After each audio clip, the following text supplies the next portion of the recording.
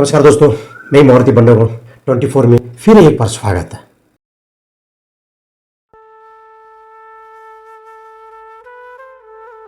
अभिवादन स्वीकार कीजिए दोस्तों नासिर का।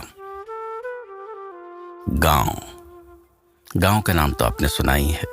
गांव क्या चीज होती है, गांव कैसा होता है। हालांकि नई जनरेशन को शायद अब गांव के बारे में ज्यादा कुछ पता नहीं है। शायद फिल्मों में वो गांव जरूर देख लेते होंगे। अब तो किताबों से भी गांव जो हैं लगभग नदारद हैं, गायब हैं। ऐसी ही एक कहानी।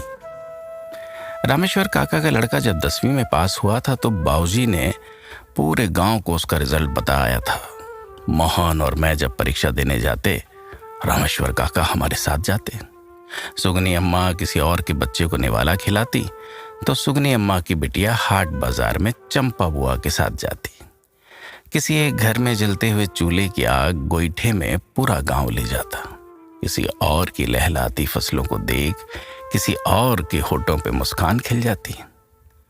किसी और के घर में गाय बैल आने पर लगता जैसे हमारे घर कोई त्योहार है।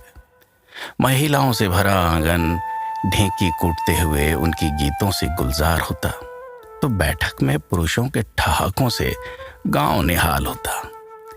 मिट्टी के कच्चे घरों में रिश्तों की मजबूती थी। उन हवाओं में अपनापन घुला हुआ था। हालांकि अब ये बातें अव्यवहारिक हो गई हैं। खासकर जिस शहर में अब मैं रहता हूं, माँ बाबूजी को यहाँ आए हुए 3 महीने भी नहीं हुए।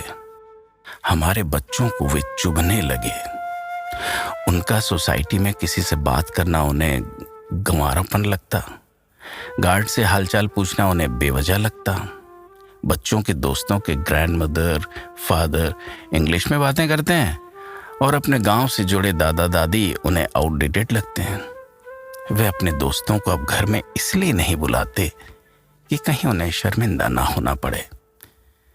मैंने माँ बाबूजी को अब तक ये एहसास नहीं होने दिया कि बच्चे उनके बारे में क्या सोचते हैं। मन ही मन घुटते जा रहा हूं कि उन्हें गांव से आखिर बुलाया ही क्यों था। बच्चे इस बात से नाराज हैं कि सिन्हा अंकल के बेटे ने मेडिकल की परीक्षा पास की तो दादा दादी ने नीचे पार्क में मिठाई क्यों बांटी। क्या वे ये दोनों दिखाना चाहते हैं कि उनके लिए ये बहुत बड़ी बात है। गुप्ता अंकल के यहाँ बेटी हुई तो दादी सुहरगाने क्यों गई। क्या वे लोगों को ये बताना चाहते हैं कि हम कहाँ से उठकर यहाँ आ गए हैं। सफाई वाले जैसे लोगों से क्यों बातें करते हैं ये। शायद हफ्ते पहले बाबूजी ने ये भांप लिया हो, तभी तो उन्होंने अचानक ही गांव लौटने की इच्छा जताई। मैंने भी टिकट करा दिया। बच्चों का एग्जाम है, मैं उन्हें ज्यादा टेंशन नहीं दे सकता। मगर ये भी सच है कि माँ बाबूजी के बिना अब मेरा मन नहीं लगेगा। ट्रेन में 3 घंटे हैं। हम लिफ्ट से उतरकर पार्किंग की तरफ बढ़े ही थे कि आश्चर्यजनक रूप से सोसाइटी के लोग उनसे मिलने के लिए जमा थे। हमारे बच्चे भी हमारे साथ ही थे। सफाई वाला हाथ जोड़े खड़ा था। गार्ड की आंखों में आंसू थे। सिन्हा जी को देखकर लग रहा था जैसे उनके माता पिता जा रहे हों। मिसेस गुप्ता छोटी बच्ची को गोद में लिए आगे बढ़ी। ये सब देख लगा कि माँ बाबूजी की आत्मीयता ने हमारे इस सोसाइटी में भी गांव की वही सौंधी खुशबू मिला दी हो। माँ ने एक उस बच्ची को गोद में लिया। 1 रुपया है जी छुट्टा, बचिया को कुछ दे दो। बाबूजी ने पॉकेट टटोल कर माँ को 1 रुपये छुट्टे दे दिए। माँ ने पल्लू से 100 रुपये निकाल उसे लगा कर दिया। दोनों टाइम तेल लगाना, बहुत कमजोर है। मिसेस गुप्ता ने गर्दन हिलाया, पर आंसू न रोक सकी। बच्चों के दोस्त भी इकट्ठे थे। दादी फिर कब आओगी, दादी फिर कब आओगी, दादाजी फिर कब आएंगे। सभी उनसे लिपट कर पूछ रहे थे।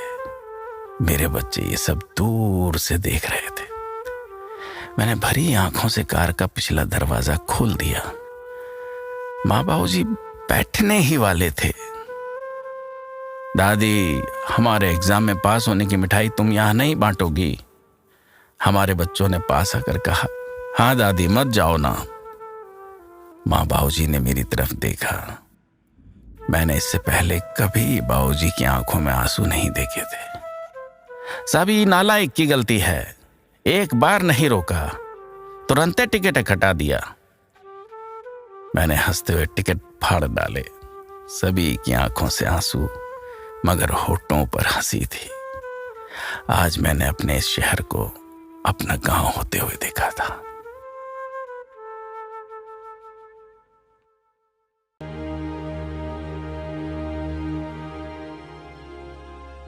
आपको ये वीडियो कैसे लगा कमेंट कीजिए, लाइक कीजिए, हाँ शेयर कीजिए, हाँ बेल बटन दबाना ना भूलिए, क्योंकि हमारा वीडियो सबसे पहला आपको मिले। हमेशा देखते रहिए 24। नमस्कार।